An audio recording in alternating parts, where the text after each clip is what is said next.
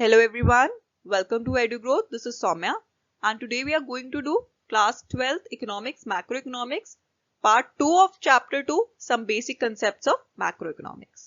Hope आपको हमारी videos पसंद आ रही हो. अगर आपको वीडियो पसंद आए प्लीज वीडियो को लाइक कीजिएगा, चैनल को सब्सक्राइब कीजिएगा एंड बेल आइकन भी दबा दीजिएगा ताकि आपको नोटिफिकेशंस आती रहें. Now let's start. Now this is something about me. अगर आप कांटेक्ट करना चाहते हैं आप इस नंबर पे कांटेक्ट कर सकते हैं. This is my email ID. You can follow me on Instagram as well. नीचे आपको Instagram and Telegram के direct links भी मिल जाएंगे description में. So do follow there also. Concept and components of consumption expenditure. Now who are the consumers in the economy? Economy में consumers कौन से होते हैं? First, the households. Second, the government. Third, non-profit private institutions. अब households buy consumer goods for satisfaction of their wants. अपनी wants को satisfy करने के लिए. Then government. जो government है, they buy consumer goods for distribution among defense forces. Defense forces में distribute करने के लिए या midday meals provide करने के लिए schools में and other purposes. Third, non-profit private institutions. Non-profit private institutions buy करते हैं consumer goods for charity purpose. ये charity के लिए buy करते हैं. अगर हम तीनों का expenditure add करें कंज्यूमर गुड्स का तो उसको ऐड करके जो एस्टिमेट आता है that is total consumption expenditure in the economy. अगर ये तीनों कंज्यूमर्स का हम एक्सपेंडिचर ऐड करें तो हमारा टोटल कंजम्पशन एक्सपेंडिचर आ जाएगा इकोनॉमी का. एग्रीगेट कंजम्पशन एक्सपेंडिचर क्या होता है? Consumption expenditure by households, consumption expenditure by the government, consumption expenditure by non profit private institutions.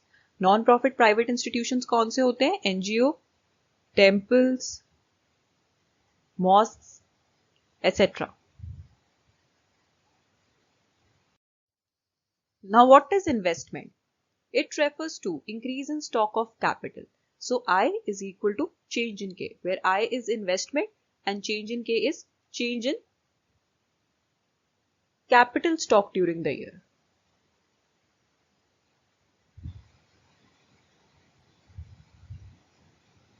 K here is capital stock. So change in stock of capital is also called capital formation. So change in K is also called capital formation. So we can say that investment is equal to capital formation. And investment हमने पहले भी पढ़ा था. Investment का मतलब होता है total production of capital goods during an accounting year. जितने भी कैपिटल गुड्स प्रोड्यूस हो रहे हैं अकाउंटिंग ईयर में that means investment. Now investment has two components, fixed investment and inventory investment. सबसे पहले हम फिक्स्ड इन्वेस्टमेंट के बारे में पढ़ेंगे. Fixed investment it refers to increase in stock of fixed assets of producers during an accounting year. जब fixed assets increase होते हैं एक अकाउंटिंग ईयर में तो उसे कहते हैं फिक्स्ड इन्वेस्टमेंट. अब इसका एग्जाम्पल क्या है? एग्जाम्पल, अगर हमारे 2020 के बिगिनिंग में 8 मशीन्स हैं and at the end we have 10 machines. So कितनी मशीन्स इंक्रीज हुई हैं? 2 मशीन्स इंक्रीज हुई हैं. दैट मीन्स जो फिक्स्ड इन्वेस्टमेंट है इस ईयर की वो कितनी हो जाएगी? 2 मशीन्स के equal. So fixed investment is जितना स्टॉक इंक्रीज हुआ है फिक्स्ड एसेट का उस अकाउंटिंग ईयर में.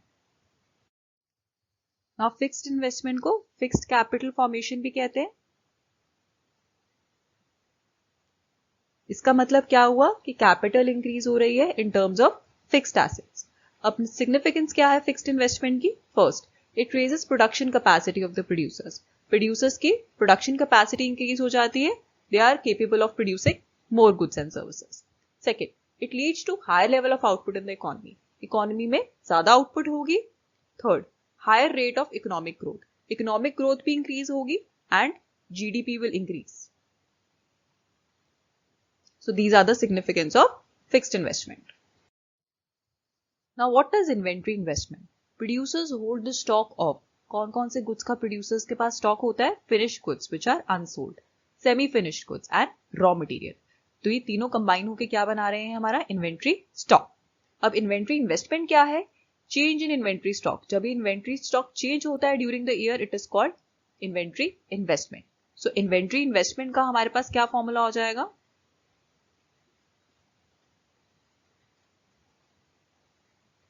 It will be inventory stock at the end of accounting year minus inventory stock at the beginning of accounting year, which is equal to change in inventory stock during the accounting year.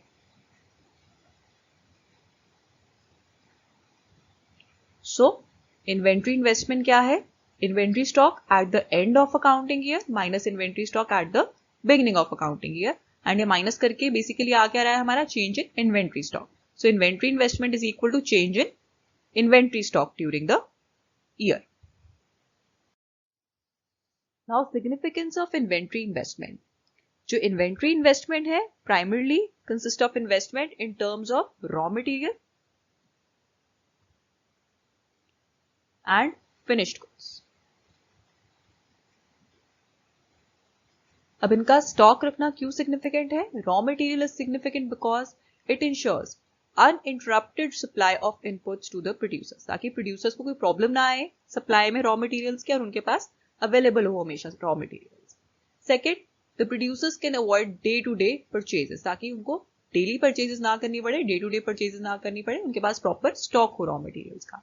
Stock of finished goods is significant as it enables the producers to meet the future demand of the products. अब finished goods इसलिए important है ताकि जो demand है product की, future demand, उसको वो पूरा कर सके producers. Now actual inventory stock at a time may not be desired inventory stock. जरूरी नहीं है वो desired inventory stock हो. अगर एक प्रोड्यूसर एक्सपेक्ट कर रहा है to sell 1000 machines, washing machines, and he is able to sell only 500. So जो 500 का उसके पास इन्वेंट्री स्टॉक बचा है, that is not desired inventory stock, that is undesired. और जो अनडिजायर्ड इन्वेंट्री स्टॉक होता है, it leads to losses. So actual inventory stock at a time may not be desired, जरूरी नहीं है वो डिजायर्ड हो. Gross investment, net investment and concept of depreciation. Gross investment refers to total production of capital goods. Gross investment का मतलब होता है total production of capital goods during the year, जितनी भी कैपिटल गुड्स की प्रोडक्शन हो रही है. This includes first capital goods for replacement of existing capital stock. तो कैपिटल गुड्स हम प्रोड्यूस कर रहे हैं for replacement of existing capital stock, उनको रिप्लेस करने के लिए, which is known as depreciation. Second, capital goods used as addition to existing capital stock. जब एग्जिस्टिंग कैपिटल स्टॉक में ऐड होते हैं कैपिटल गुड्स, उसे हम बोलते हैं नेट इन्वेस्टमेंट.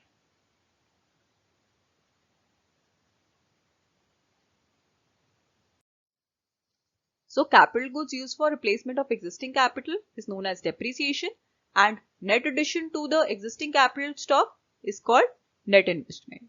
सो हम ये बोल सकते हैं gross investment is equal to net investment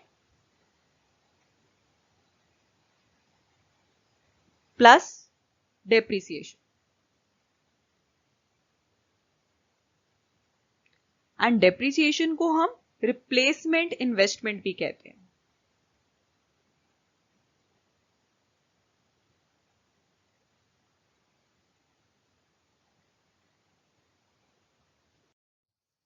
Now what is the significance of net investment? It raises the stock of capital in the economy. Capital stock increase हो जाएगा economy में. Second, generate employment opportunities. अब capital stock increase होगा, production increase होगी, जिसकी वजह से employment opportunities भी बढ़ेंगी. Third, net rise in production capacity in the economy. Production capacity increase होगी, capacity to produce goods and services will be increased in the economy due to production of more capital goods. Concept of depreciation. When value of fixed assets are reduced due to normal wear and tear, accidental damages, expected obsolescence. जब fixed assets की value कम होती है normal wear and tear की वजह से या damages की वजह से या expected obsolescence. Expected obsolescence का मतलब होता है जब outdate हो जाती है technology. obsolete means outdated so producer expect करता है कि इतनी वैल्यू तो कम होगी ही due to obsolete technology, outdated technology.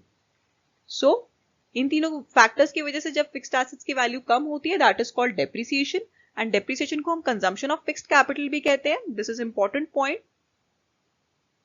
आगे आगे जब न्यूमेरिकल्स करेंगे हम नेशनल इनकम के तो वहां पे डेप्रिसिएशन की जगह कंजम्पशन ऑफ फिक्स्ड कैपिटल लिखा होता है, तो you should know that this is depreciation only. अभी क्यों कहते हैं? बिकॉज ऑफ डेप्रिसिएशन जो फिक्स्ड एसेट्स है it need to be replaced time to time. जो फिक्स्ड एसेट्स को हमें रिप्लेस करना पड़ता है time to time.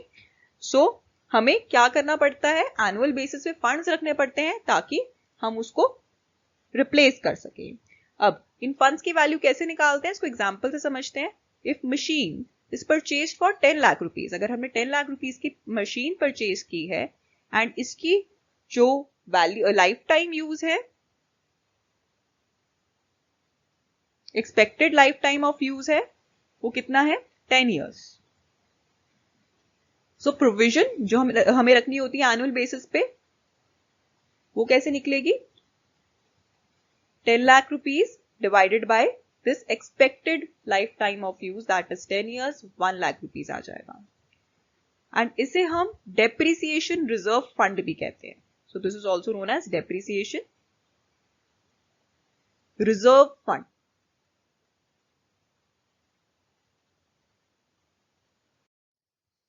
Now significance of depreciation reserve fund. Depreciation reserve fund basically वो फंड है जो प्रोड्यूसर्स रखते हैं फॉर द रिप्लेसमेंट इन्वेस्टमेंट, ताकि वो फिक्स्ड एसेट्स को रिप्लेस कर सके. नाउ इसकी सिग्निफिकेंस क्या है? It is the fund to replace the worn out assets, ताकि वोन आउट एसेट्स को रिप्लेस किया जाए. अब अगर डेप्रिसिएशन रिजर्व फंड नहीं होगा तो क्या होगा? If depreciation reserve fund is not there और there is lack of depreciation reserve fund, so there will be lack of replacement investment also. Replace भी नहीं कर पाएंगे हम फिक्स्ड एसेट्स को when they will be worn out. And अगर placement investment कम होगी तो ओवरऑल इन्वेस्टमेंट, ग्रॉस इन्वेस्टमेंट भी कम हो जाएगी. अगर ग्रॉस इन्वेस्टमेंट कम होगी so there will be fall in level of output. Output भी नहीं कर पाएंगे हम. And if there is fall in level of output there will be fall in income and employment also. अगर इनकम एंड एम्प्लॉयमेंट फॉल होगी there will be economic slowdown in the economy. Economic slowdown होगा so we will be caught in low level equilibrium trap. तो economic slowdown की वजह से there will be low level equilibrium trap. अब low level equilibrium trap क्या होता है? ये वो सिचुएशन है when low income causes low demand, low income की वजह से low demand होगी और low demand की वजह से low output होगी and again low output की वजह से low income होगी. Now expected and unexpected obsolescence. जो expected obsolescence है उसके two components है. First, when obsolete due to change in technology. Obsolete means outdated due to change in technology. इसका example है जब ब्लैक एंड व्हाइट टीवीज, जो black and white TVs थे वो ऑब्सोलीट हो गए थे क्योंकि कलर टीवीज आ गए थे. Second, when obsolete due to change in demand. अब चेंज इन डिमांड का example, a plant producing rubber shoes, ये ऑब्सोलीट हो जाते हैं जब रबर शूज लेदर शूज पे शिफ्ट हो जाते हैं. सो जो रबर शूज हैं they will become obsolete. So these are the expected obsolescence conditions. Unexpected obsolescence occur owing to natural calamities like earthquake, floods, etc. तब भी फिक्स्ड एसेट्स की value कम हो जाती है. Second, fall in market value of assets. जब market value of assets fall होती है due to economic recession. And जो लॉस होता है फिक्स्ड एसेट्स का due to unexpected obsolescence that is called capital loss. Now it is important to note that जो capital loss होता है fixed assets का जब अनएक्सपेक्टेड ऑब्सोलेंस होता है तो वो पार्ट ऑफ डेप्रिसिएशन नहीं होता है.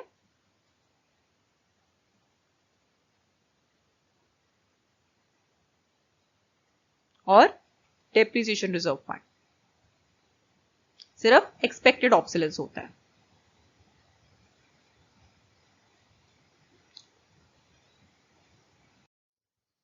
Stock and flows.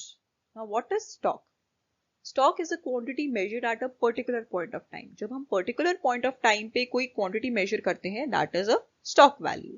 For example, अगर 1 जनवरी 2020 को बैंक अकाउंट में 20,000 रुपीज हैं, या 3 जनवरी 2020 को बैंक अकाउंट में 25,000 रुपीज हैं, so these all are stock values. ये स्टॉक वैल्यूज है क्योंकि एक पर्टिकुलर पॉइंट ऑफ टाइम पे हमने इनको मेजर किया है।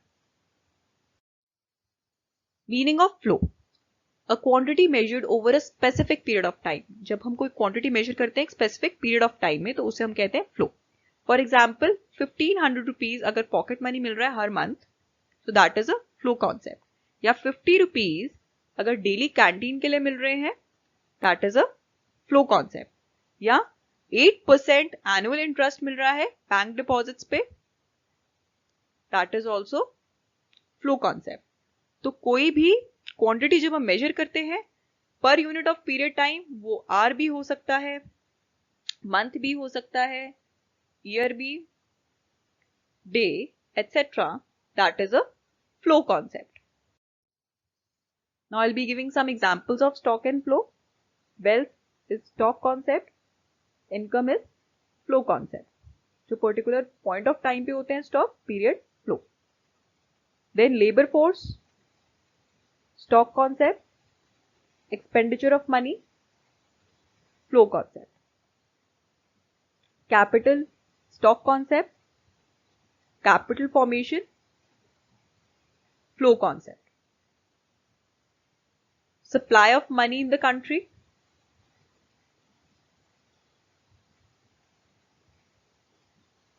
it is a stock concept. Change in supply of money in the country is a flow concept.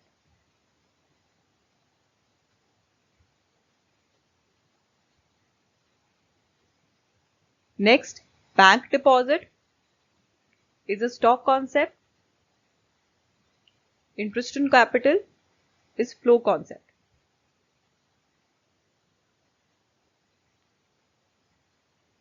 Rise in godown is stock concept. Sales of rice is a flow concept. Population of country is a stock concept. And number of births is a flow concept. Differences between stock and flow. Value of variable at a point of time, value of variable during a period of time. It is not time dimensional, it is measured at a specific point. But flow is time dimensional, it is measured per hour, per month, per year.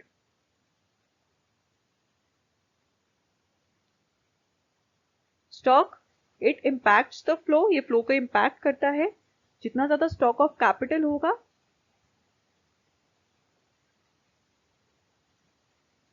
उतना ही flow of goods and services होगा।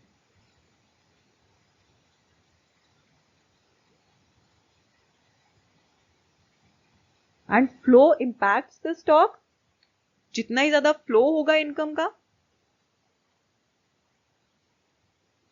उतनी ही stock of wealth होगी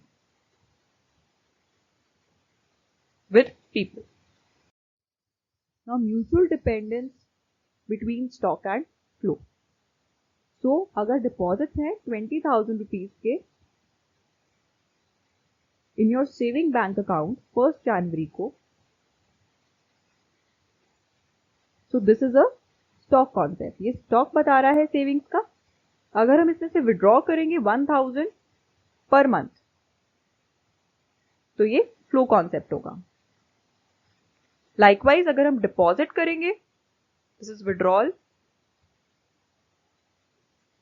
अगर हम deposit करेंगे account में 2,000 rupees per month, so this is also flow concept. So we should note that जो stock है सेविंग्स का वो किस पे डिपेंड करता है, फ्लो पे डिपेंड करता है, और लाइकवाइज जो फ्लो है विड्रॉल्स का वो डिपेंड करता है स्टॉक पे सेविंग्स के. सो इनकी जो म्यूचुअल डिपेंडेंस है एक दूसरे के ऊपर, that is there. Now here is the end of this video. अगर आपको ये वीडियो पसंद आई हो प्लीज वीडियो को लाइक कीजिएगा, चैनल को सब्सक्राइब कीजिएगा, एंड कोई भी डाउट है नीचे कमेंट सेक्शन में टेलीग्राम ग्रुप पे या व्हाट्सएप ग्रुप पे या पर्सनली टेक्स्ट करके भी आप पूछ सकते हैं. Thanks for watching.